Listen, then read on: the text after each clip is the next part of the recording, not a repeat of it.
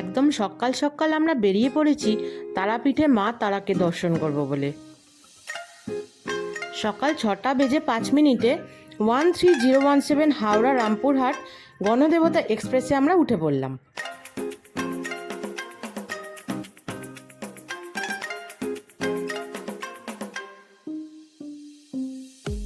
ট্রেনটা একদম ঠিকঠাক সময়তেই আমাদের রামপুরহাট স্টেশনে পৌঁছে দিল। এবার একটা অটো নিয়ে আমরা চললাম রামপুরহাট থেকে জাস্ট 9 কিলোমিটার দূরে তারাপীঠ। তারাপীঠে পৌঁছে আমরা এক রাতের স্টে হিসাবে বেছে নিয়েছিলাম হোটেল রিভার।